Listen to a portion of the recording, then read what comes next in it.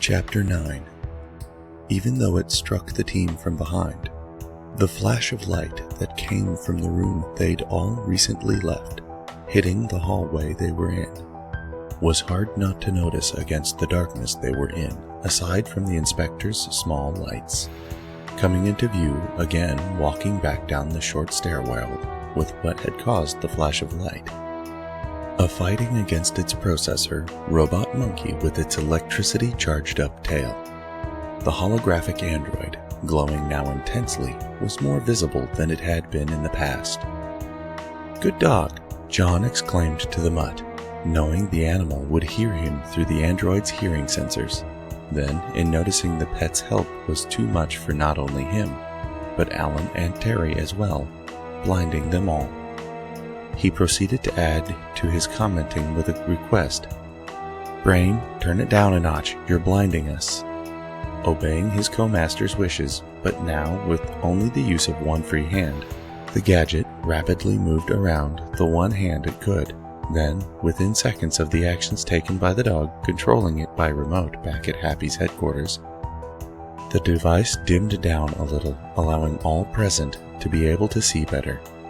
Its light now casting a radiance in the corridor that made the place feel even more like a walking nightmare than it had before, with the bathing of the hologram's green light mixed with the violet of the inspector's UV one. "Thank you," John continued, grateful for the pet's compliance to his request. Whether with the odd tones providing light to guide their way or not, the team then decided it was time to continue on with their mission, as all of them, but the dog in control of the holographic android and in possession of a squirming robot monkey, proceeded to check into each doorway, each room they encountered as they descended deeper into Mad's headquarters. Some short flights of stairs and even walkways into the checking. Terry found a door which didn't fit in with the others they'd all been encountering up till that point. This one was open, and even from the hallway, it was clear by dim light coming from the room it led into. Something was active in the room, likely no one else working for Mad, or even visiting outsider to the place, knew about it. Moving into the mysterious room after being motioned to come forward by the elite Mad agent, waving them in with him. Coated in a crystallized, burned substance, they all saw what the place had at a time served a purpose for. Plus, also, what was still active in it providing the dim light, which could be seen from outside it. It was a lab that they were all sure had once been host and still was too. Equipment and machines that were all the top of the tech research world back at the dawn of the 1990s. When John moved towards the source of light which had partially attracted all of their attention to the room, he soon noticed that his gas mask was not fully working anymore. He started to cough as the alien gases which filled the area creeped into his lungs with every breath he took. Reaching the old computer with its screen lit, flashing in the act, showing a listing of every employee, Terry noted as he joined John in looking at the screen that had ever worked for Mad and was currently working for Mad. All of their names and ranks, in addition also showing a CAD representation of the complex to which the organization based itself. The pair both knew the display they were seeing couldn't have been on the machine by the intent of anyone either man knew. The one living member of the team not near enough to the computer to see its screen, but catch the light coming off it, then voiced his thoughts about what they were witnessing. "Penny would have contacted us if the power was flipped back on, right?" Alan questioned his teammates, more directing the words to his happy employed teammates than the one who worked for Mad. "We would be seeing a lot more signs of restored power than this if it has come back, I'm sure," the Mad agent said, answering the engineer's question, coughing lightly after he'd done the act. Noting that one area of the CAD drawing of the complex looked darker than the rest of it, the inspector deduced his thoughts openly about what he thought it meant. "That's where the shift is affecting this place the worst so far, where we are." Behind you came a voice which sounded from behind all of them. Turning around with his lights on to the source of the voice which had just spoken, it, but more correctly the woman who'd said the words, now became visible to the team. As the inspector looked at her, he noted the person was afflicted by the same visual turmoil as the people he'd seen in his last journey to the lower levels of the complex he was in. An overlapping image that flicked its appearance throughout the color spectrum. The lost Skolex employee, aside from looking bizarre, also looked bemused at him and his teammates. "Behold what controls MAD," the phased woman stated, motioning to the ancient, still-functioning computer that up until her prompting their attention to her, the team's attention had instead been focused on it. "Behold what controls MAD? The boss is gone, and Lewis ain't by far a top dog," Terry shot at the phased woman. Wondering about the current MAD agent's words, the phased woman looked at Terry, pondering if that was the company's standards when he'd been hired, if potential or even new employees needed to take a mandatory intelligence test. That if that were the case, what had apparently the sandy-haired, straight, beak-nosed man scored? "You were the computer?" the inspector asked, looking back and forth from the woman and the one piece of technology that still appeared active in the lab. His question broke her thoughts away from the elite MAD agent. It made her grin almost in a wicked manner as she answered the happy agent's question. "A bit of both. Us former employees or current employees, however you would like to term us, Skolex or MAD. That computer and this equipment sent us all packing years ago to a place we're now trying to send you to.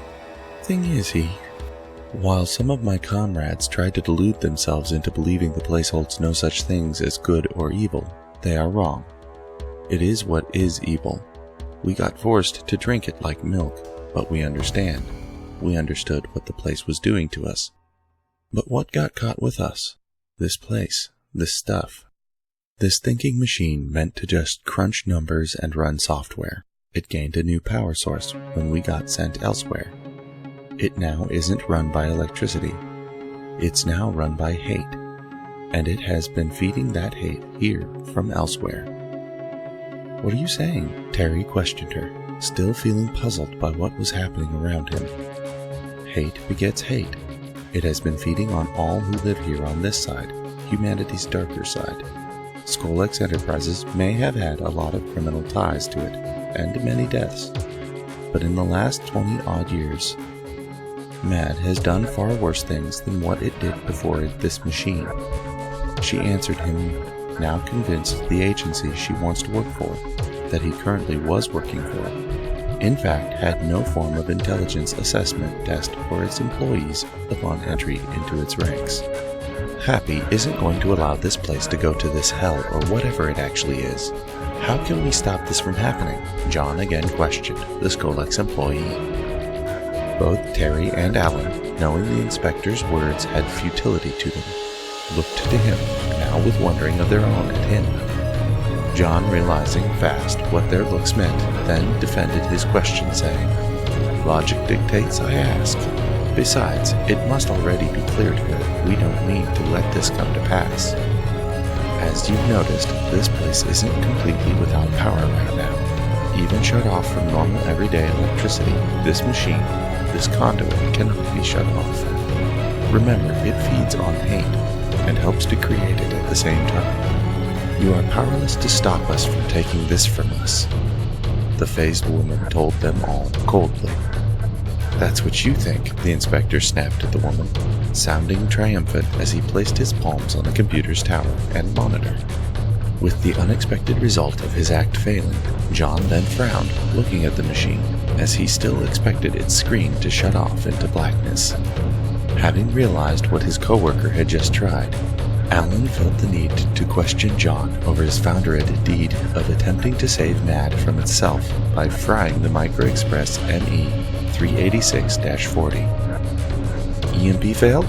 the engineer asked, in short of adding the word gun and pulse to the question.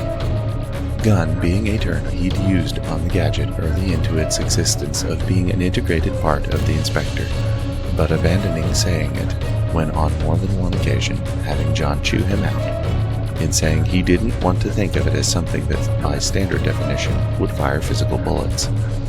The word pulse being neglected in the question because Alan was sure the man knew what he meant.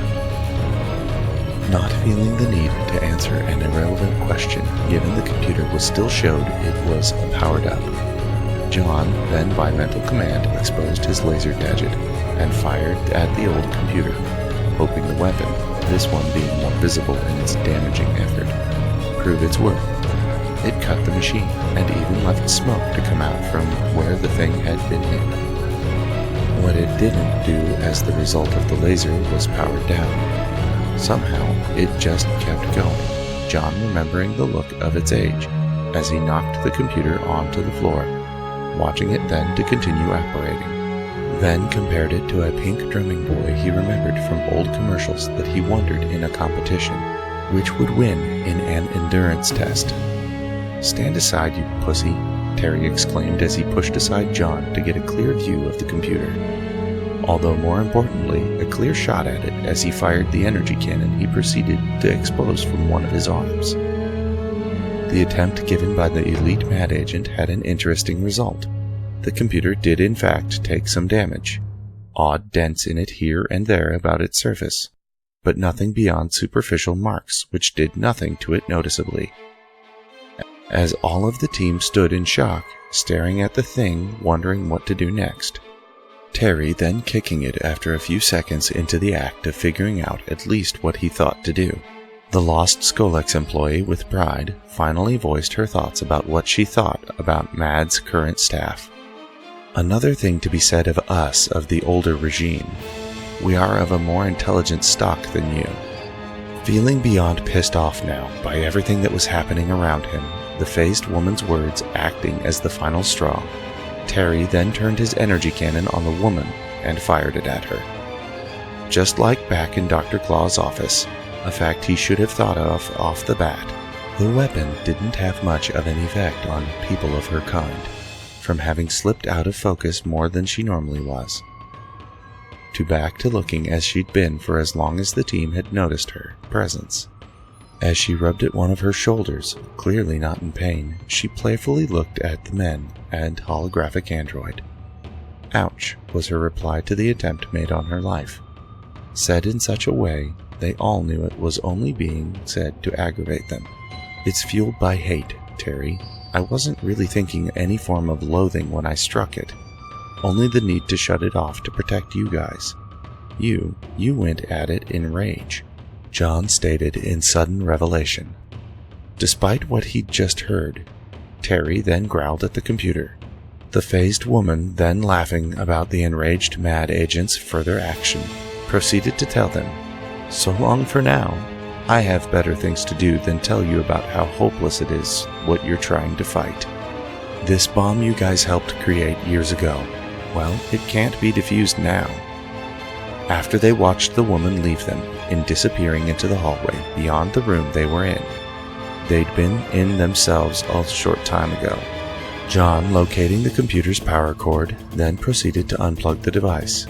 The action failed to produce any results. Drum, drum, drum, the inspector thought as he looked at the ME-386-40's lit-up screen. Who'd have thought such a fossil like this could be such a terrible thing twice over? What it's become, and that it can't be destroyed, Alan questioned and stated, as he watched his friend/coworker crouch down to look better at the old computer. Then, after a minute of contemplating the situation, John smiled broadly. He had an idea about what to do to remedy what was taking place. A bit unorthodox, but it seemed fitting. "Maybe it can be destroyed, one fossil taking care of another," he said aloud to no one in particular of the team. "Relic technology rendering it useless?" Alan questioned him in surprise, not sure what to make of the other happy agent's words. "Technology that has been deemed useless. That till nowadays might be possible, and Mount Everfrost's only chance to continue on existing," John clarified to the engineer. Feeling still puzzled by the inspector's comments, Alan stared at him blankly in hopes the man would further explain what he was talking about. No answer came, at least as the engineer would have wanted it. Turning to face Terry, the man did indeed start to talk again. Two things first. First John voiced to the mad agent, before not only his, but everyone's attention got diverted to a new and sudden development. The power came back on then, lighting up the hallway beyond the room they were in, with flickering fluorescent lamps built into its ceiling. "We need to move fast," John then continued, but not with his originally planned words, getting up from his crouched position to then start off for the door to the lab. Chapter 10. In the near darkness of Dr. Claw's office, the party labeled by some of the grunts and specialized agents as the Doomsday Bash had been going on ever since they'd shown up in the room with their flashlights aimed at the ceiling. The portable simple devices acted as the office's only illumination. All of them were taking the time to reflect on their work and accomplishments. Some not only that, but also at the same time speculating how their one elite agent, Terry, could be working with the happy agents below them without gutting out their throats with his claws or destroying them utterly with his energy cannon.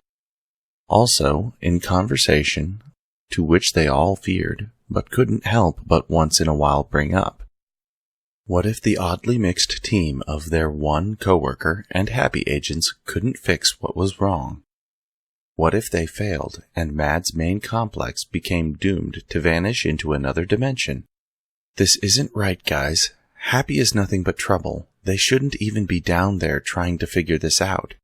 A specialized agent named Adams commented, leaning with his back against Dr. Claw's desk, staring out at the damaged entrance to the office.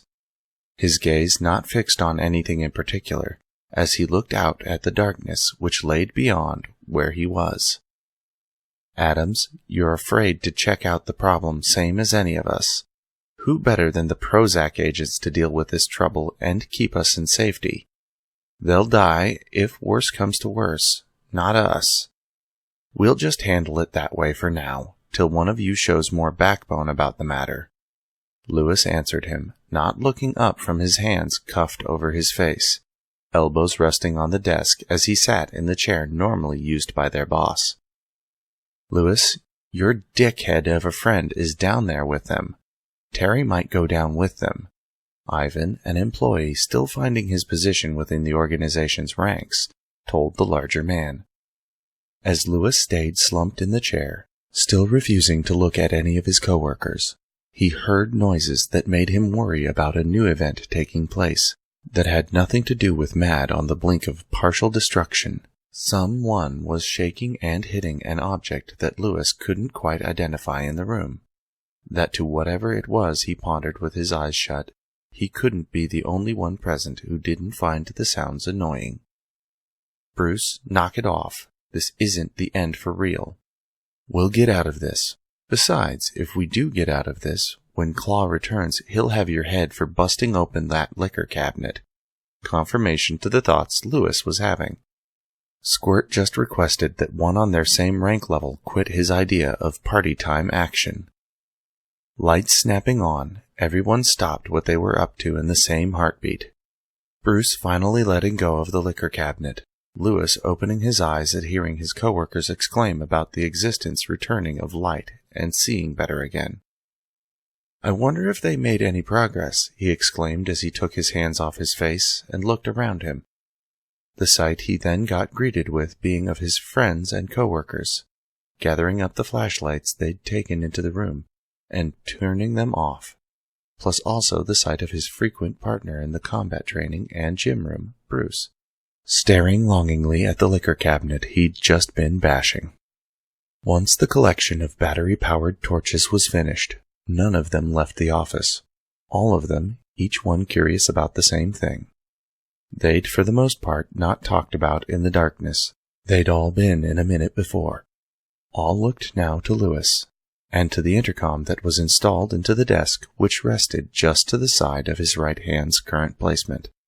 The device started to blink within seconds of their attention being fixed on it. Lewis then obliging its silent voice. He knew would soon have a voice come from it. Pressed its talk button down. "Largo, are you there?" came John's questioning voice over the device. Yes, Lewis answered, sounding a little gruff.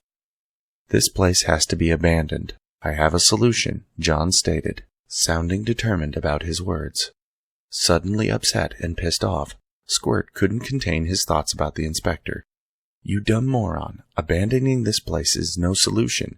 Stupid quote-unquote do-gooder, mother-f***ing jacka. The grunt shouted off until getting punched in the gut by the senior in their shared ranking, Pops. I'm sorry, but we can't leave this place. It's more than where we work, it's also home for some of us. Besides, what could force us in leaving that would mean such a high cost has to be paid? Lewis questioned the happy agent, ignoring his peer's rage at what was taking place. Do you want to be blown up? John answered Lewis with presenting the grunt with a question that held a harsh reality in its implications. The last words given by the happy agent put all of the listening mad agents in shock. That even though they knew they were facing bad times, the man's words now confirmed how bad those times really had become. They were now facing doom any which way it could be put. Hello? John questioned the other end of the intercom in Dr. Claw's office, having heard nothing but silence for the last minute and a half from the place. Would the invisible people be to blame for the explosion, or you? Lewis asked slowly into the receiver of the communications device. Happy would be responsible in a sense. Largo, it's either this or this hell place. Do you want to stay and go to another realm which thrives on hate? Or leave and face justice? I swear you won't be without places to stay for long in either case. The inspector answered back, now wondering with a touch of doubt in his mind that the grunt would take the more logical road about the matter he'd just been presented with. I'm thinking, Lewis answered calmly after a few moments of thinking over the choices he had of living in a hell-like realm or a jail cell. After having recovered from the punch he'd taken, and then checking the ammunition in his gun to make sure the weapon was loaded, Squirt, storming out of the office, shouted his added, new but brief thoughts about the inspector, plus what he wanted to do to the man. Viva the clicking of his pistol, loading a bullet into place for firing. I'll give that freak a choice, while every specialized agent and grunt agent alike watched Squirt leave them to try and murder the man trying to help them, none of them knowing if in action to them being the right course to take in a strange circumstance such as this. Pops broke the silence by saying, That doesn't sound normal for Happy. Exploding a mountain would mean destroying Warland at the same time. Town isn't a very large place. The people in the town, they'd be evacuated too, John answered, having heard the goon speak up, even though the man wasn't as near to the intercom as the other of the man's rank he'd mainly been talking with. This is the end, isn't it? Lewis questioned John again. For this place it is. Matt is done for. The inspector for Happy answered bluntly. After taking a few moments to let the bionic man's words sink in, and then speaking in a soft tone, Lewis asked him, Care to explain? A matter from way back that has been affecting all of you over the years. I don't want to explain this right now. I have to contact people at Happy to get this underway. But I will say your hatred of Happy, the world, myself, is part of the problem here. John answered the question, knowing for sure that without going into further detail, the reply had to have raised new questions in the mad agent's mind about what was taking place. I'll comply, Lewis answered him back after a pause in feeling defeat about what it was he was facing. Even if he didn't fully understand why it made sense to give in to the counter-organization's solution. Having had enough of what was taking place around him, not caring about what his coworker thought about it, or his boss, if he ever returned, would think about it. Bruce finally found way to success in his effort against Dr. Claw's personal liquor cabinet, by having packed one of his hands into his taken-off shirt for safety in smashing open its glass door face. Why couldn't you do that earlier? Was it because the incentive wasn't strong enough? Ivan questioned the large grunt. now holding a bottle of Metaxa, grinning at it, swishing around the liquid inside it. "Lightly, I guess, plus not that much lighting," Bruce replied as he attempted to pull the cork out of his stolen bottle, while also walking towards the shattered entrance of the office. "Are you going to try and kill them too?" Lewis questioned his workout partner friend, now almost in the once intact doorway to the office of their mutual boss. "Nah, I'm going outside this whole place for a good long drink," Bruce answered, looking as melancholy as Lewis inwardly felt, before turning to switch his attention in between his other coworkers in the office, continuing with saying, "Anyone care to join me?" Some of the agents simply followed Bruce out the entrance, while of the man's other comrades they grabbed up more bottles of liquor from the cabinet he'd opened for them, by force, before then also joining him in heading for the outside of the complex, towards the high mountain cold air and sunlight which awaited them beyond it. Lewis, after letting it sink in he'd failed in his job completely, plus feeling the only upshot to it being his boss oddly enough couldn't kill him for that fact, then got up from his superior's favorite chair to slowly walk out after his buddies and associates, to join them in a second reflection that day on what was taking place. Now, with a bonus added in this time, contained in clear and brown bottles, that would drown out some of its depth of thought. Nikki O Momenta sat and stared at the rain pattering down on the cars. She could see from her office window in the 21st Precinct's sanction in Stanley. She really didn't have anything better to do at that moment besides that, and turn her attention between the site and her shared office wall clock. Looking to the clock, she noted it was now 15 minutes past when her expected visitor was to come in. Hopefully with good news. She needed that right now. After a knock on her door, followed by intrusion without words, her visitor then entered, shaking off his umbrella after entering the office, seemingly without regards for the office space that was not only hers, but a coworker's as well, the station's master sergeant, as the visitor took a chair after closing his brolly. Now taking notice of Nikki, with his voice only sounding of mild sincerity. "Sorry," was the only thing he could say for his action which had just spattered outside drizzle indoors on papers, books, folders, 2 computers. Nikki dared not think of the whole list that rang to mind. She needed a cool head right then about the man. "What is this meeting about? You didn't explain it over the phone, but I have the feeling it has to do with my application." "I couldn't help but note the area code you called in from," she asked and noted to him, slowing up in her speech towards the end. Hopefully she was right about her guess. "Those of us working for the Correctional Penitentiary in Rio Gallegos thought you should hear this news firsthand," he answered blandly, not really showing much emotion at her beyond a slight raising of his eyebrows. She knew could mean anything. Choosing to take the man's words in the most positive light she could, forgetting the underlying attitude he was showing towards her. Getting up from her chair a little to lean across the desk to him, Nikki then burst out with her hope in asking, "I got the job?" "No, we'd like it if you didn't contact us further about this, madam, trying to get our attention through emails and traveling to our facility, plus and openly stating your thoughts about how we deal with our inmates is unacceptable," he answered her, scowling at her. His thoughts, she guessed as she sat back down. She guessed to his look meant how dare she even think she could land a job where he worked. Looking down to her desk for a moment before looking back to the man, she then questioned him. "You came all this way to deliver that one message to me?"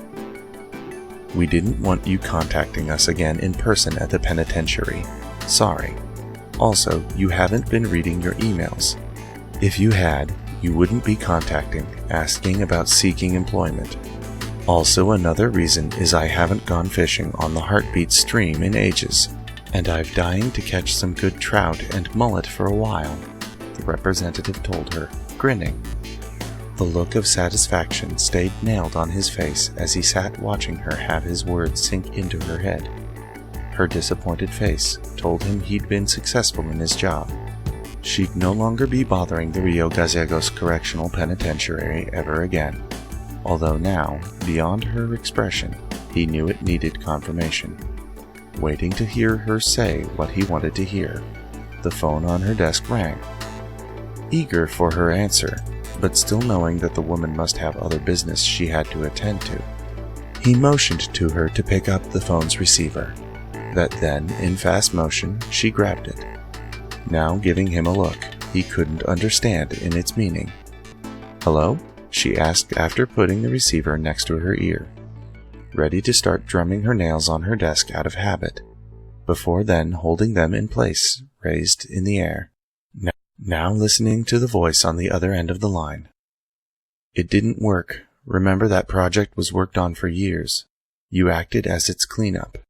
That is a point. Yes, there have been advances in weapons sci." She started replying to the other end of the line, before remembering her company, forcing her to think about her words. Words the representative shouldn't be hearing at all. Looking at her visitor, she then continued speaking into the phone's receiver and saying, "Inspector Hayward, before we talk about this further, I need to have a guest leave my office while we talk." Eyebrows now picked up a second time. The representative didn't want to leave. He knew he'd just been clued into her want of it. But he knew that just like her, he could be stubborn as well. She, noting this attitude they shared, wasn't something best put into practice at that moment. Then set down the receiver she'd been holding to the desk, not hanging up on its other end. "Give me a few minutes, you prat," she then snipped at him. Clues taken by force, he then left the shared office, looking back at her before leaving. Weapons science has improved a lot in the last 13 years. Scarily so. So what? Oh, but I don't have the connections I used to. A few of the engineering teams at Happy? What is Riverton, Minnesota like this time of year? Yes, I have heard Happy is primarily underground. The internet. Of course I won't talk about this, but that is a tall order considering the destructive power. Oh, a less powerful version? Yes, that might just only blow up a mountain. You've got it. She then continued after lifting the phone's receiver back to her ear and her mouth. The call after hang-up having felt like a 180 on her day so far, had her shout to the main room of the 21st Precinct station, the room in which she knew that just against its far wall, that connected to her shared office, likely leaned her rude visitor. "You can come back in now." Expectant and returning to look at Nikki, smugly, the representative entered the office again to a point, now making it in so far as its doorway before the room's normal resident finally gave him an answer. Her raising him, before then laughing lightly, was not what he had expected. Having just been jokingly handed a bag of popcorn from Martha, Kayla thanked her before presenting its open front to Fletcher, so he could take advantage of the snack too. After he accepted the offering, it then in turn got presented to Penny. None of the kids had budged an inch away from watching Brain remotely control the holographic android as the event unfolded. It was interesting entertainment to two of them, but not so much to Penny. The relayed visual feed by open window on the computer screen before the dog. Penny didn't feel the same excitement as her friends watching it. The popcorn, as inviting as its smell was, wasn't feeling as appetizing as she knew it should have. "No thank you," she told Kayla as she waved away the presented snack bag. "Come on, Brain. 500 points to hit the mad agent." Fletcher poked at the dog, hoping the canine would see what was going on, same as him. A real-life video game-like situation. Brain glared at him from the prompt. The image on the computer screen in the window open, showing the dog's control of the artificial agent, now showing the gadget's re-emergence into Happy headquarters.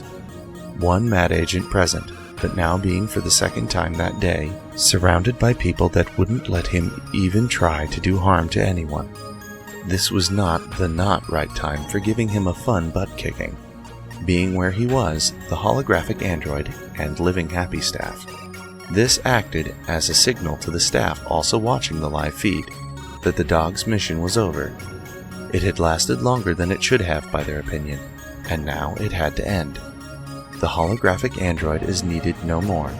They've done all they can for now.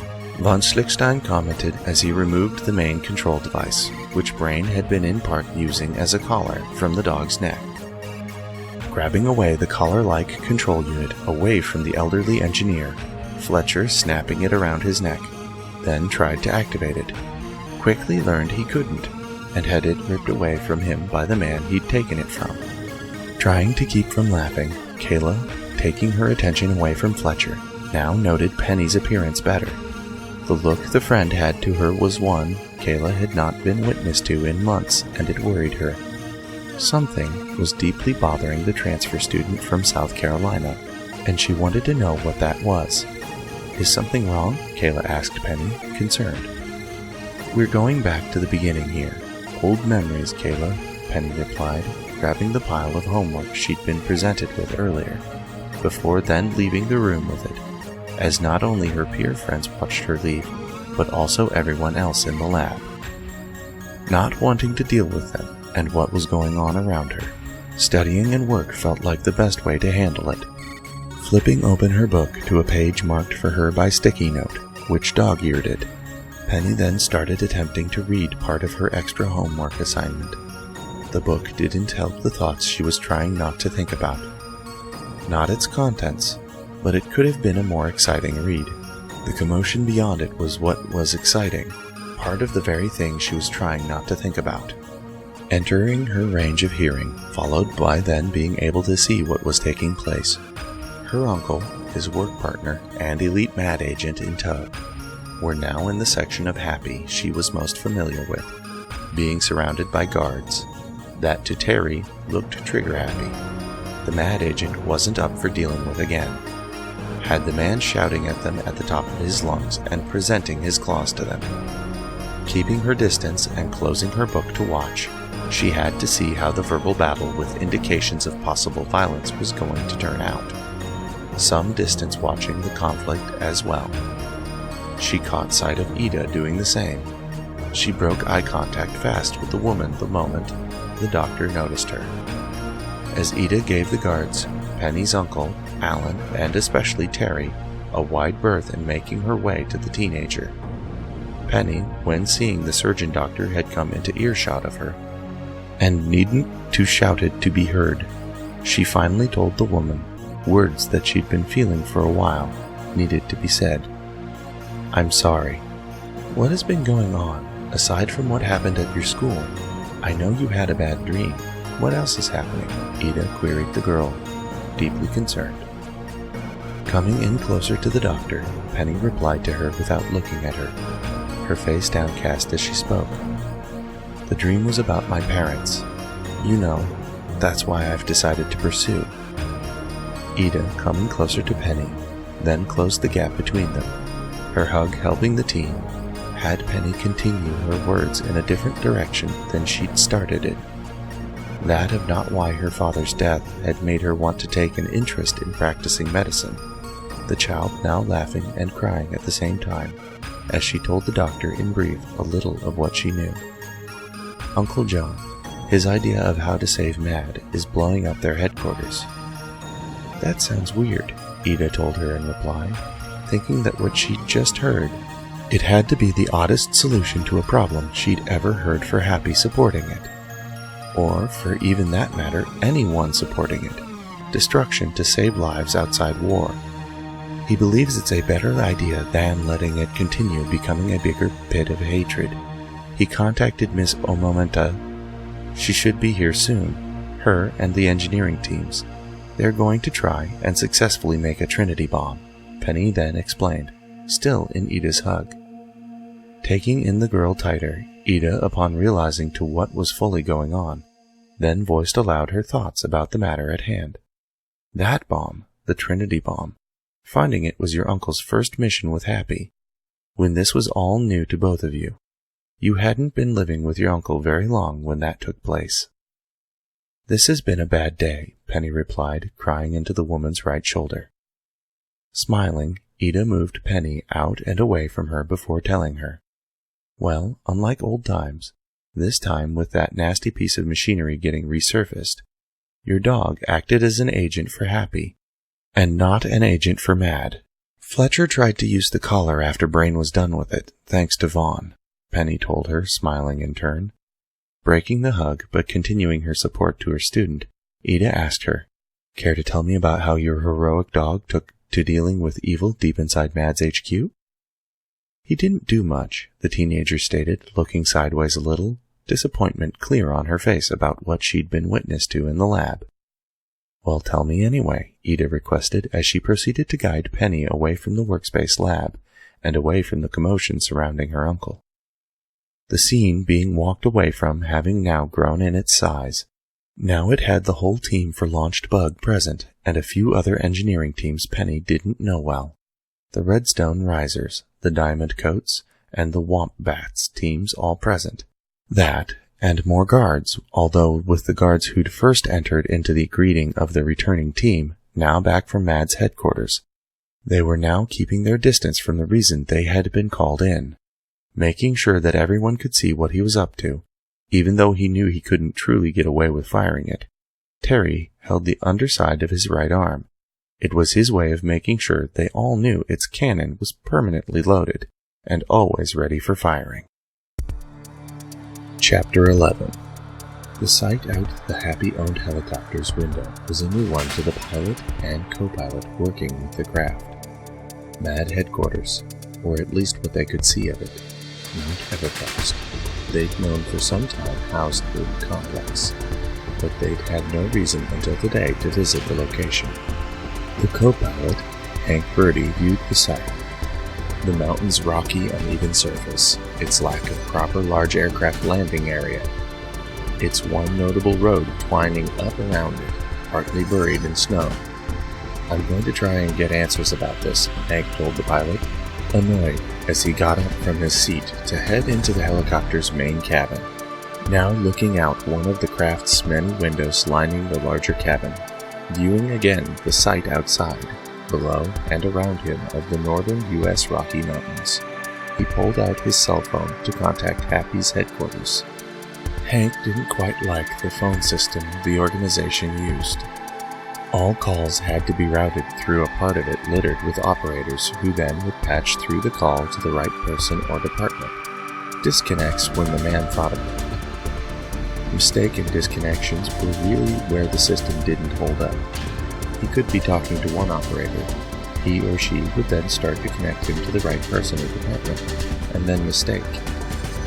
Then he'd have to call back and start the process all over again. With this call, like with others he'd placed before, hope always present there wouldn't be a disconnection, he broke in fast with his reason for calling to the operator who'd chosen to help him. "Hello, HQ. I need to get either the Inspector or Colonel on the line. We can't seem to find landing spots in the area."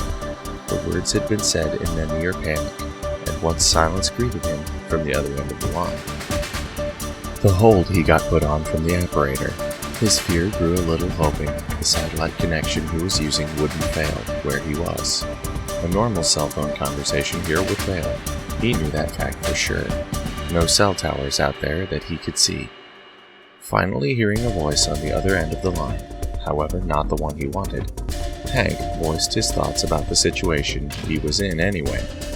Damned if he was going to hang up and call into HQ a second time over the same matter. "Have you ever tried going out here?" "No, you haven't.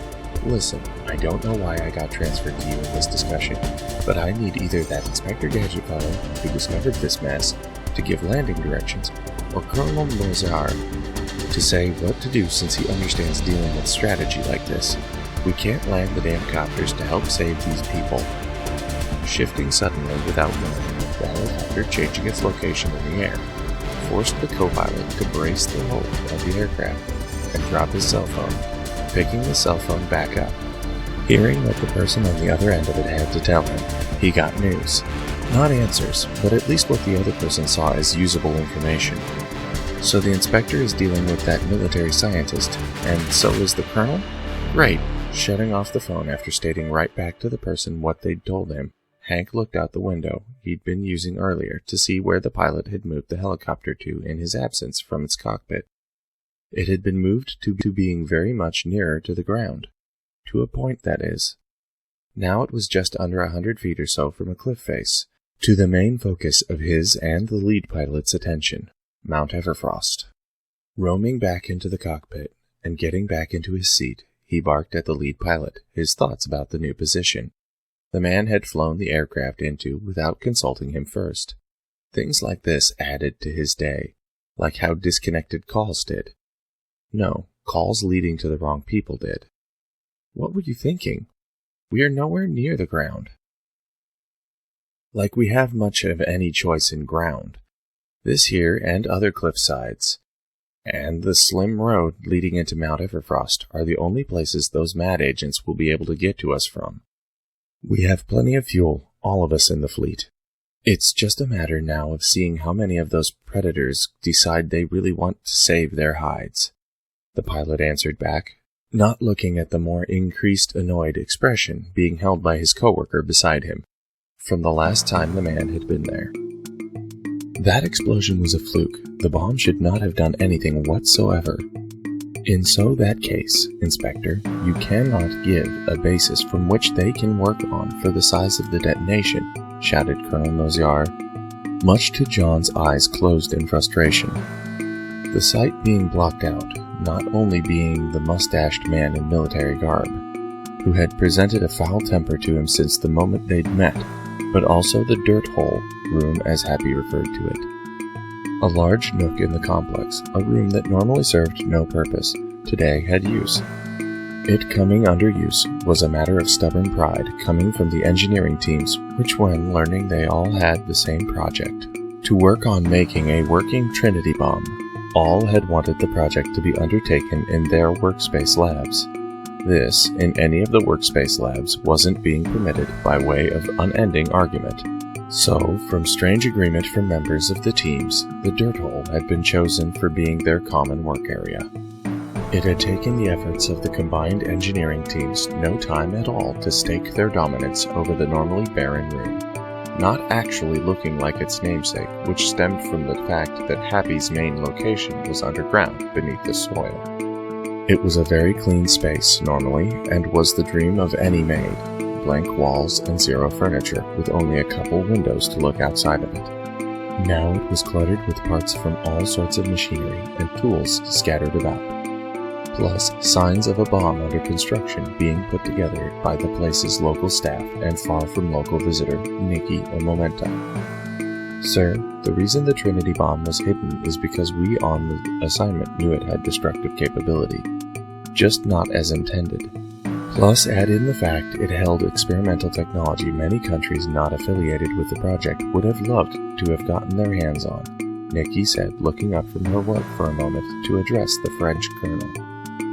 And we are about to deliver Mad what they wanted back when you first took this job, Colonel Nozar almost growled at the former military scientist, no longer looking at him. Opening his eyes finally, the inspector looked at the steaming man before him. He wasn't sure what to say to the colonel, at least what he knew he could say to the man. The problem was all he could think to say to the invited military officer were words of impolite manner, ones he knew he shouldn't voice. John? Alan questioned his friend/coworker, as the inspector walked slowly away from his source of discontentment he wished wasn't there. Does he have to butt heads with me? John answered, so close to Alan that only he was meant to hear the inspector's low voice that sounded on the verge of ready for argument. He's military. What else would you expect? Alan replied, as if that explained the whole of Colonel Nozer's demeanor.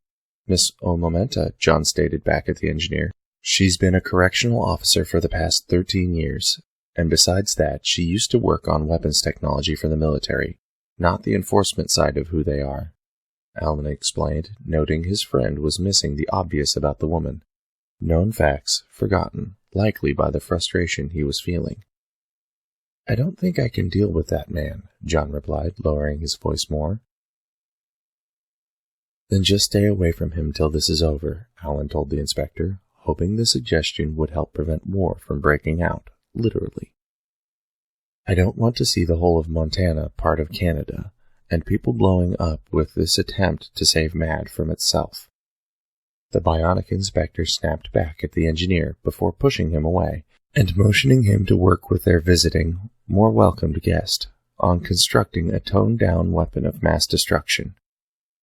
Extending his legs to make himself taller and easier to see by everyone in the room, John started to address them as a whole, starting with, "Don't interrupt me, please," directed at Colonel Nazar more than the rest of them, before continuing to say, "It is clear times and science have changed in the years since this was last attempted to be made.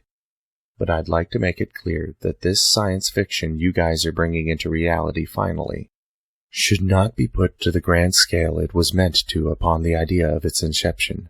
Lives will be saved in this, not killed." The invited French colonel, looking more annoyed now, plus everyone else realizing that there was a problem, they looked between him and then to John. John, knowing for sure his opposition surely had words for the inspector after he'd just voiced his thoughts, encouraged the military officer to say what he was thinking with the prompting of addressing him. "Speak." "MAD does not deserve to exist, period.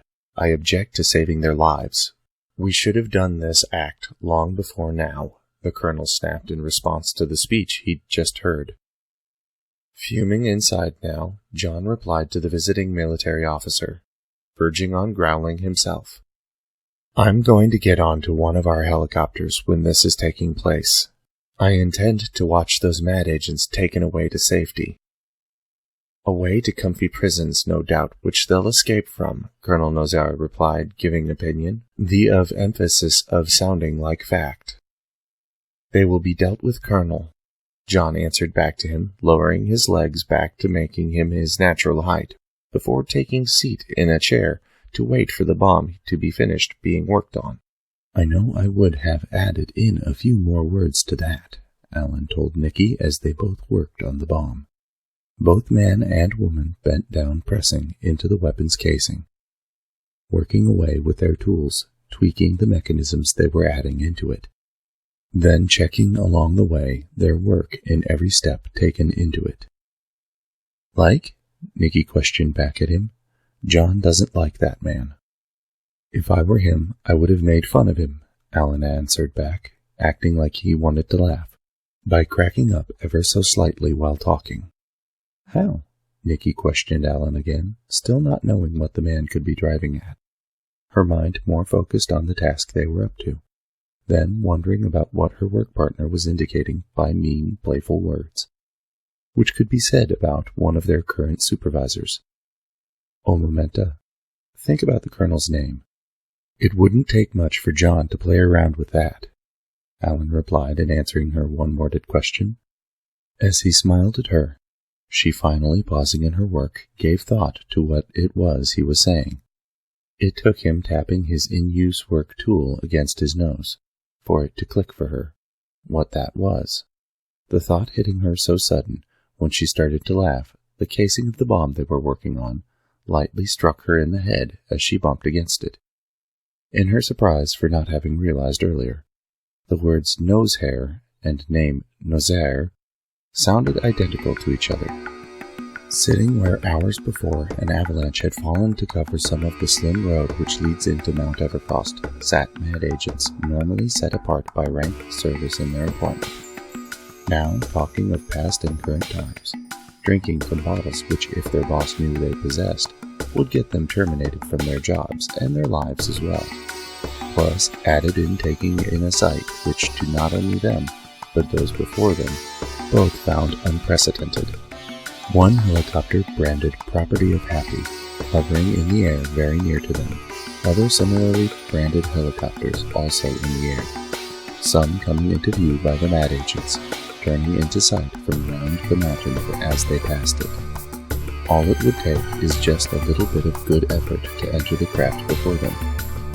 Bruce, without words, looked to Lewis, questioned him about it. "I'm not your boss," Lewis answered, having read the expression, that questioning look, on the fellow grunt's face. "But you can give orders right now," Bruce replied, reminding the man of a not normally present degree of control he currently had over him. Do you want jail? Lewis asked Bruce in reply. Opening up the main cabin compartment of the nearest helicopter facing the two of them, and others in the employ of MAD, stood a member of Happy's staff dedicated to working in hostile environments. Cliff Lookout called to them all about what choice they really had. Do you want to live? As the MAD agents grumbled curses in reply to the Happy agent's point, Cliff continued speaking to them about the matter. The bomb is going to be dropped real soon. It's us or death. We should have just left with the others. We have plenty of transportation, Lewis pointed out. That in point was directed to all around him. Waving around his bottle of booze, Bruce had now his own point to make in reply. We couldn't drive or fly now even if we wanted to. Shaking his head no, Lewis got inside the open door of the helicopter, with the effort of a small climb into it. Questioning Cliff once inside the aircraft, the heavily muscled grunt asked him, "What's going to happen to us? I know this is a no-brainer, but considering circumstances. I know this is weird, but I'm sure by the time this is over with, and we're back at Happy headquarters, something will be worked out," Cliff answered, as he helped lift in MAD agents having a harder time boarding the open cabin. "Jail time?" Lewis asked Cliff, while helping Jarvis into the helicopter. "What is jail like, Lewis?"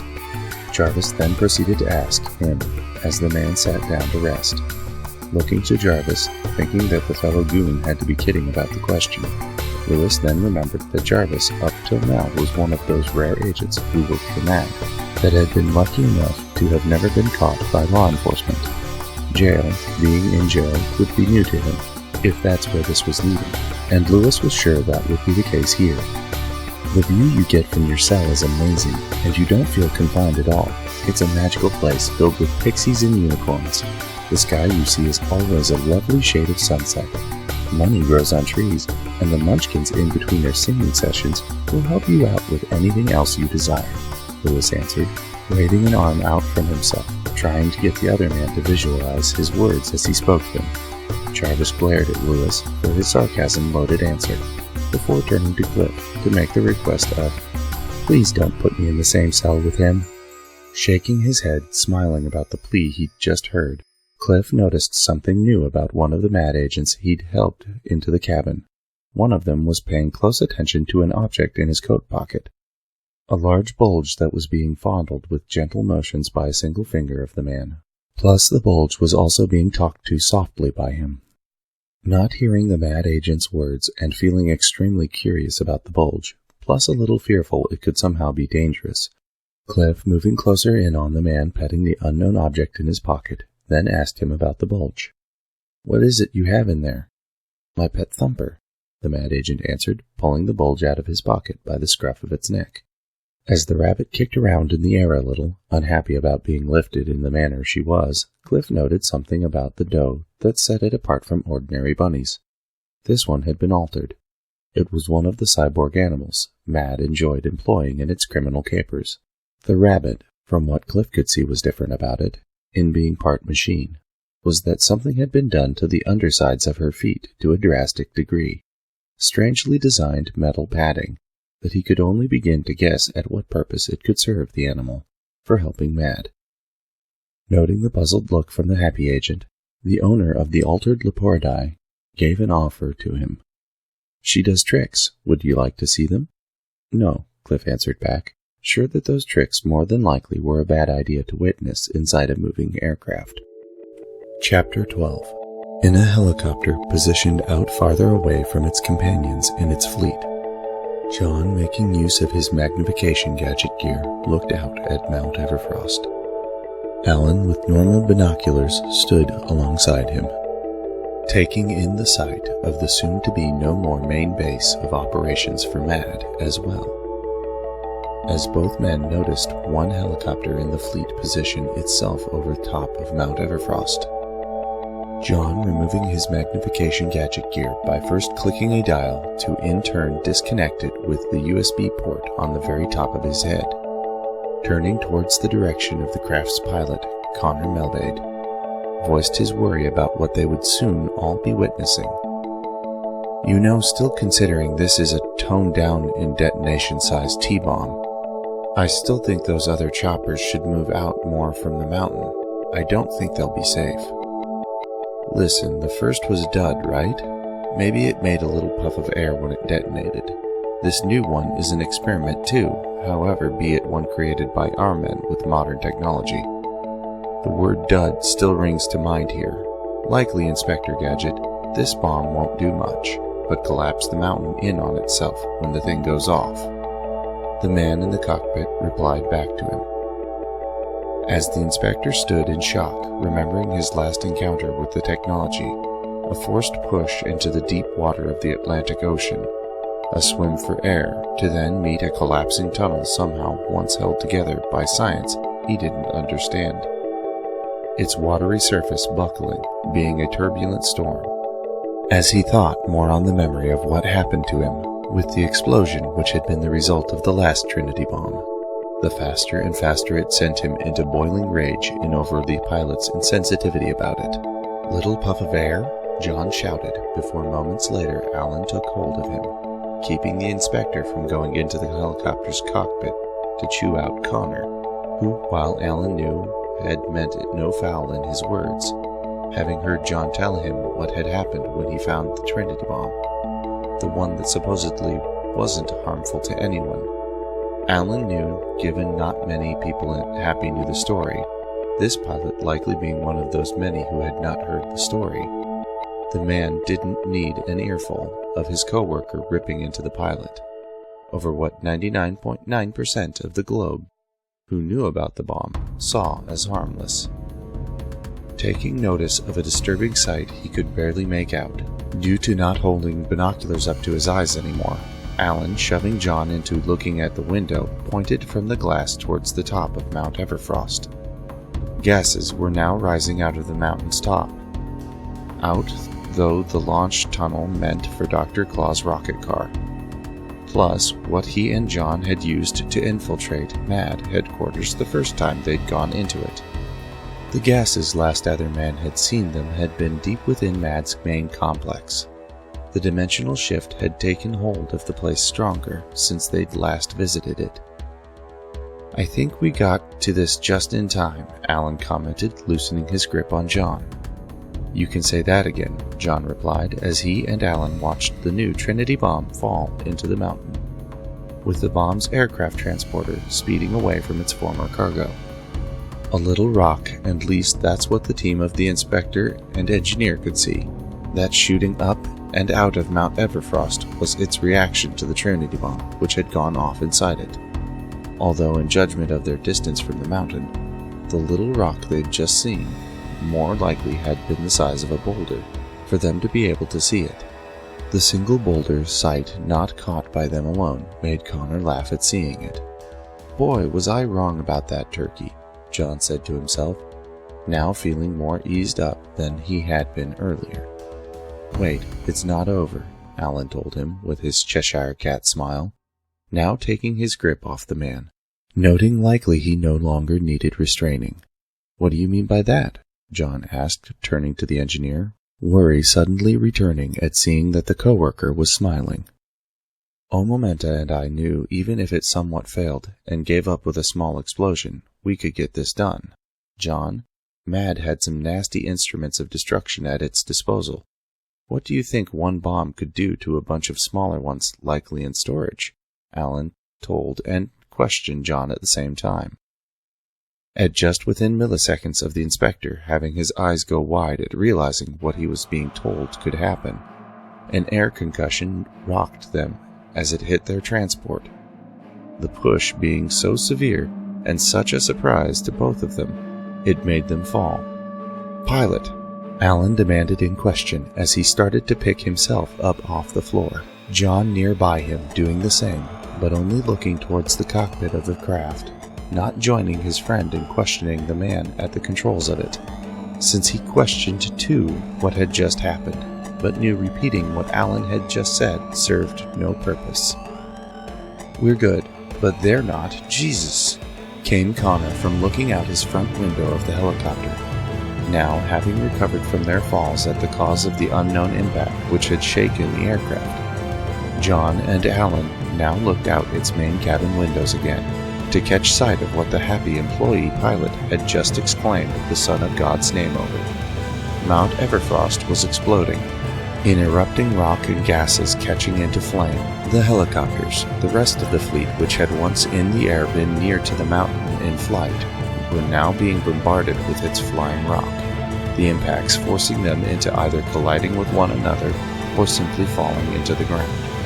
All of them, in any case, crashing to what they earlier had been safely hovering over. "You were right, real surefire right. We all should have stayed farther away," continued the pilot, now screaming as he locked in the aircraft's control to being under autopilot, then whipping his cell phone out of a pocket in his flight suit before adding and saying, "Contacting every 911 number right now." Face pale at the sight of the carnage he was being witness to, John commented on it, his voice almost a whisper as he spoke. "Wowzers. I'm not always glad when I'm right." Rushing to elsewhere in the main cabin of the chopper, Alan unlocked his ever-present tool chest to grab out an object, in it not a tool. Well, at least not tool he'd ever use on a machine. The object was designed to work with him, as not to a mechanical machine, but a biological one. The object, his cape, thanks to intense engineering work, was designed to interact with him as an extra set of functions to himself. Fixing it into the back of his shirt at his neckline, it activated. The man, part mechanical machine, the cyborg, John, seeing his friend/co-worker do this, knew what the man had to be thinking. Joining in to start on the rescue effort Alan was about to undertake, the inspector, moving to the case which he'd taken his magnification gadget gear from, now started to grab out his personal helicopter rotor to fix it into his head. From the feeling of sudden impact, to the blackness of becoming unconscious, to then wake up and being in pain, plus noticing he was under a pile of wreckage with fire nearby created by more wreckage. What didn't fit into the disaster that Lewis was in was the sight just before him, seemingly unharmed, and looking at him with her ever-twitching nose. Thumper sat on her hind legs, flicking her long ears around, as she too took in the sounds of screams and crunching metal. Pain accompanied by more weight than he could bear to lift bearing down on him. Slowly turning his head left and right, given the only life he could see before him was an enhanced rabbit, Lewis sought out signs he wasn't the only survivor. "Maurice? Bruce? Jarvis? Slick? Are any of you okay?" he questioned to the metal and flame to his sides and fur in front of him. "I think my middle finger is broken," came Maurice's answering voice. "Oh, that is so funny," replied Slick, also from somewhere beyond where Lewis could see. After a small bout of what both listening mad agents could guess was cursing in a low voice, Maurice then added, "No, I'm joking here. I'm trapped, and I hurt badly. My side, something is wrong." Given how the specialized agent had chosen to end what he'd just said, his words of "hurt badly" put into steep emphasis as he'd spoken them, Lewis, knowing if unpinned down, he could help the man likely out from wherever it was. Crawling forward from his three-way focused metal cage, the grunt, in trying to free himself from it, by mistake, was making his, and likely those around him, a worsened predicament. Thumper, finally startled, was hopping away from him. Many tremors rumbled the ground with each bound taken by the altered Leporidae. Its bionically enhanced feet, designed to cause sonic blast disturbances in the ground, meant to aid MAD in its activities, now were hurting the agents of the organization who could feel the result of the bunny's actions. Chopper debris pinning them down, shifting with each small earthquake she made. "Not helping things, Thumper," Lewis grumbled as he started to finally, after much effort, free himself from his trapped confinement. Moving to standing and taking in now what was going on around him, Lewis saw a sight he couldn't believe, and didn't want to believe was actually happening. Downed helicopters, half smashed against mountains, and debris from what was once Mount Everfrost, his former home and main work establishment. Fires everywhere and other signs of life. Other people freeing themselves and others from scattered aircraft and broken rock. to then see something even more shocking and hard to take in. The enhanced human, the cyborg, Happy Agent Inspector Hayward, and his work companion, an engineer Lewis forever wanted a piece of, were both helping Mad and Happy Agents to safety, the inspector with the oddest thing Lewis had ever seen on the man: a personal helicopter mounted to his head, with its blades disconnected and knotted into the belt of his trench coat. He had one of his arms extended beyond normal body range, jacking up wreckage to free people who were beneath it, asking them how they were doing as he saw them move out of danger. The loathed engineer talking to an injured man that had not needed as much help to be freed. Seeing people he knew he worked with and other ones he barely knew, the Mad Agents freeing themselves from rubble and wreckage, some with assistance given by the Happy Agents. Lewis got more concerned for those he did know, who'd been on board the same helicopter with him when it crashed. "Where are you guys?" Lewis questioned back to the broken mass of scattered metal and glass he just crawled out from. Moving out from it a few feet from where he was, Slick, working his way out from the downed chopper, answered him. "Reporting for Dooley, fake boss. Bruce? Jarvis?" Lewis continued questioning the twisted hull of the flaming wreckage, hoping he'd see them soon too. Although that not happening, not even seeing a movement which could have been made by a man, as dust and smoke moved through the air with flames licking up into it. He then, between a curse and a praise for what they had done, plus what they were now doing, uttered to himself, "Damn Happy Agents!"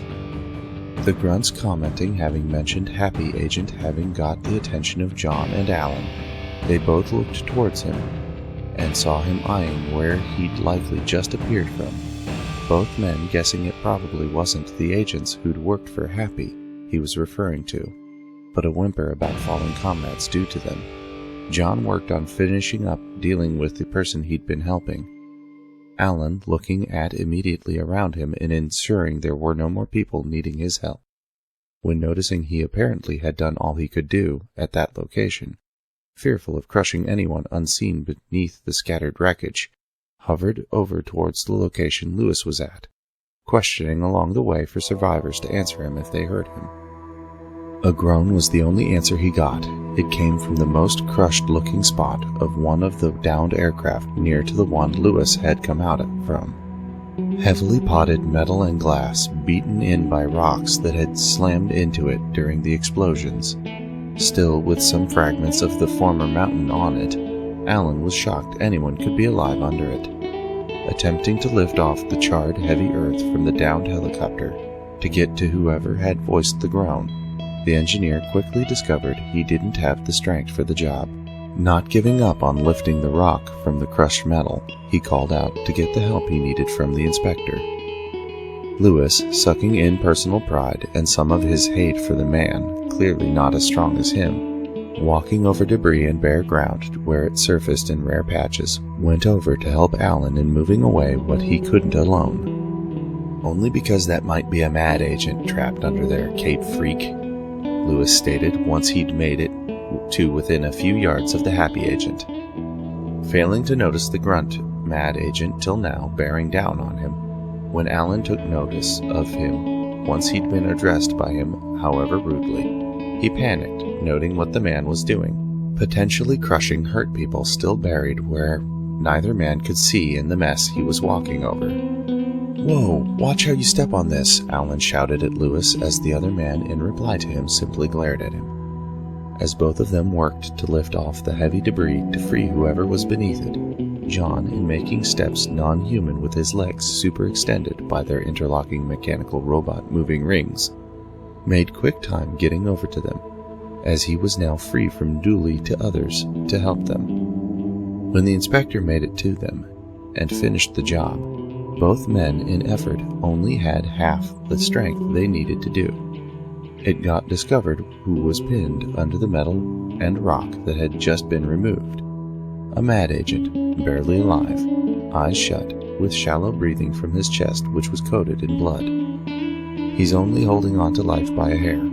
We'll take him in. Happy, I'm sure, can help," John voiced, starting to move to carefully lift the man up. Stopping the inspector in his tracks by hitting him softly in the chest as a way to do so, Lewis stated his thoughts about the matter. Our headquarters aren't around anymore, but I'll be damned if I'm going to let you guys save him. MAD does have other establishments. We help our own kind and don't need your assistance. In shock by the grunt's words, John shouted at him, "Look around you, Largo. We are your only choice right here. Happy saves lives, and given how well off you are right now, there isn't a real choice now who saves him." Then, realizing what he'd just said, new shock dawned on the inspector. A fact about his own life he'd held a grudge about for many months. What he felt he could never forgive others for in what they'd done to him. He should have been feeling otherwise about since the start of knowing Happy for what it actually was. The feeling, but technically two of them, forgiveness and acceptance for what they'd done for him. As John let this sink into his head, Lewis watched him, none too pleased by having it dawn on him. The man wasn't concentrating fully on what was going on. "What? Did you just realize you slipped up in your deductive reasoning, Inspector Gadget?" Lewis snapped at him, which in turn snapped John part-wise back to thinking about the emergency at hand. "No, Happy really will save his life if you let us," John replied, almost with a blank expression on his face, which he then turned to Alan. Alan, having realized to a point what his coworker had been thinking about, noticing John's look he thought was a form of mirror over the person critically injured, the inspector wanted to see helped. In noting the man remembered what Happy had done to him, made the engineer turn his eyes away from his friend to look at the ground. Lewis, noticing there were more people heading in their direction, grabbed the inspector, and then, in motioning that he now was going to be accepting of the man's help. That, combined with him forcing his way to start to lift up the bleeding MAD agent first. The grunt lifted his head, while John wrapped his arms gently around his back and legs. Head, once Lewis felt the inspector had cocooned his fallen comrade safely, as well. Seeing people with true first aid coming ever nearer, John started to move off towards them, with the MAD agent he was holding in safe tow, being careful in how he moved to the person who worked for Happy's opposition, but at the same time making sure to make one small brush against one who worked for Happy, just to get his attention. As Alan finally looked up from the ground to notice John to both him and to Lewis, as he stepped away from them, said, "Thank you." The end. Epilogue. As helicopters branded Red Cross flew alongside a single one branded to show its ownership to Happy, Dr. Claw's Madmobile descended onto what is left of Mount Everfrost that once landed, Mad Cat jumped from, to then have his owner leave the vehicle after him, but not at the same energetic pace. Puzzled by the lack of what the animal had seen as his home for 24 years, thanks to having his genes tweaked, Mad Cat sniffed around the area, trying to make sense of the smells he knew to be faintly of the strange odor that had been wafting throughout Mad's headquarters, along with that of Tovex potassium chlorate, dynamite, and something the cat remembered from smelling months ago. It had not belonged to his master, but in trying to recall what it was, he knew his master had wanted it. Dr. Claw, climbing up the face of what had been a mountain, now merely a large hill composed of rubble, at the hill's highest point, looked out at the aftermath of clearly the massive event he'd missed, one that cost him his organization's main base of operations. Wreckage sprawled out with chunks of Mount Everfrost in every direction he looked in. Below him, beneath his feet, not a single sign of the launch tunnel of his rocket car he knew he was standing on. Seeing his pet now sniff him at his feet, he questioned the animal, knowing full well Mad Cat couldn't truly reply back to him with an answer. The men from long ago in their rage, or the grunt I left in charge, which do you think? The cat simply looked up to him for a moment, before then continuing to do his own investigation over what had happened. Still wondering about what could have led up to this happening, Dr. Claw looked around for some clue to give him answers, and he found it. A few of his men who seemed to actually be watching him, nearly out of each other's sights, as the head of Mad remembered the one chopper he'd seen fly away, branded that it had been owned by Happy. He was sure them being almost entirely hidden had to have been on purpose. Making his way carefully down to them, he noted that one of the three men was injured. Another one was pissed off looking without doubt. That, and all three of them didn't seem fond of him approaching them one bit. Thinking that the looks all had to do with whatever had caused the destruction around them, Dr. Claw continued on to them, not believing any of their negative looks actually had anything to do with him. Squirt looked back and forth from his gun and his boss as he saw the man get closer and closer to him. His superior, noticing the man's actions, now directing his path more towards him now than towards the in general direction of the small gang.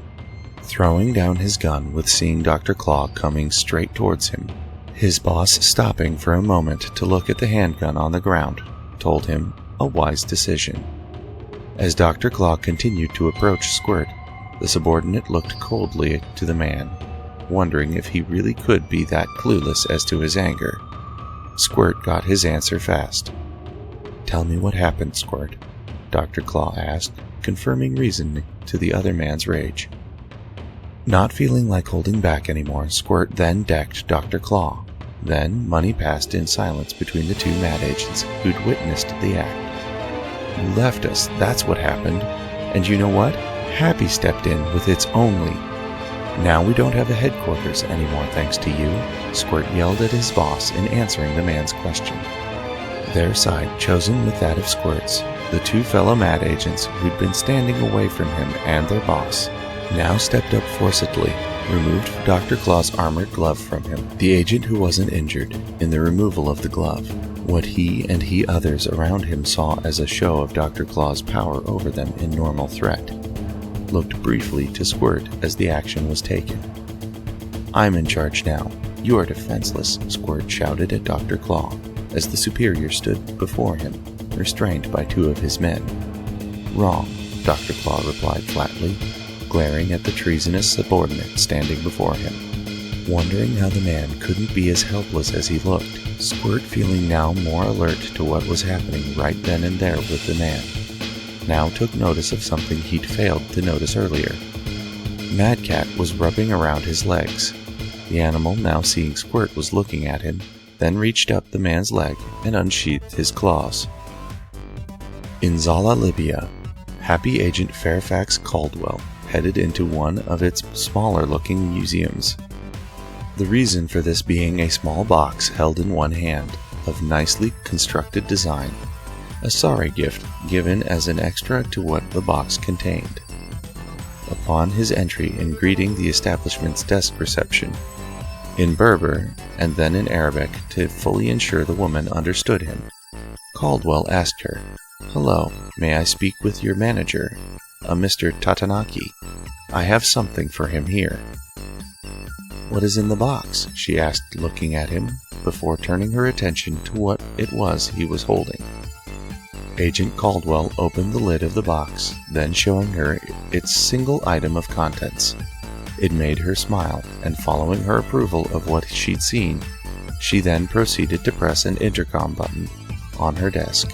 "Mr. Tatanaki, you have a visitor, and he has something you've been wanting back," she stated into the intercom, in accented English, before depressing the gadget's activation button. "Amut and Apuk," she continued in English, now speaking to Caldwell. Then after getting up from behind her desk, she escorted him to a chair, asking him in her thick accent, "Would you like a glass of water while you wait for him?"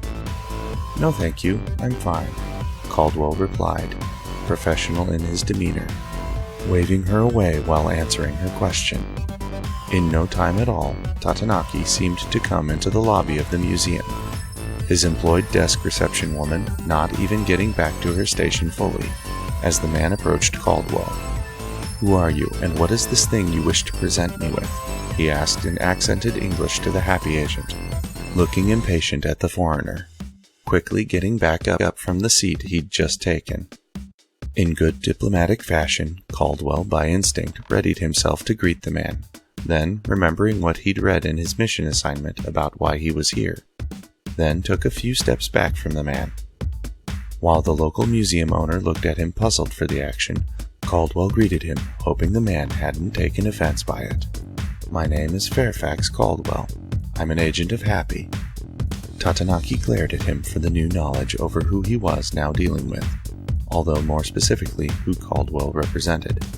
Ready to ask the man to leave, Caldwell broke in fast, noticing the man's disgusted look, adding in, "Sir, I've been sent here to give you what you lost due to Mr. Hancock." Normally people put on one assignment, continue it, but in this case that couldn't happen. You damaged the machine one of the agents on this case was using as a translator. I was brought in his stead because I'm familiar with languages in this area of the world, and the fact you tried to kill the agent with the translator. Quickly, Caldwell then reopened the box for Tatanaki to see what was inside it. The local museum owner, too, smiled at the sight inside the box, before removing the item to hold it. The item, an artifact from long ago, a carving the size of an Aggie marble. Then, with its true owner possessing it again, he brought out from his jacket pocket a clean cloth handkerchief and started to rub down the object. The carving, showing combined features of both influences of Apuk by way of a horned owl head, plus Amut by way of an alligator's open mouth, a mashing of myth gods of Mayan and Egyptian going back and forth in design throughout the piece. Leopard spots on bars leading from clawed bird's feet to on top on the head, the more leopard spots. "It's been completely cleaned and sanitized," Caldwell pointed out as Tatanaki rubbed it down. The local museum owner, seeming to ignore his words, nodded before then, without looking up from his polishing of the carved artifact, walked back off to where he'd come to the lobby from. In noting her employer likely was pleased with what the Happy agent had returned to him, the desk reception woman called to Caldwell from her station, asking him in accented English, "Would you like a free visiting pass through this museum today?" "Sure, and given what that artifact I think represented, I'm sure that history I'll see in your collection will be extraordinarily fascinating," Caldwell replied to her, placing the box once belonging to the artifact on her desk. He then kindly accepted the ticket she handed to him. After noting where the entrance was that would lead him to the visitor part of the museum and not staff part, Caldwell, after paying the receptionist the required 3 Libyan dinar needed for the audio-aided guide he picked up, then walked off to see and hear the history behind what pieces on exhibition the museum had.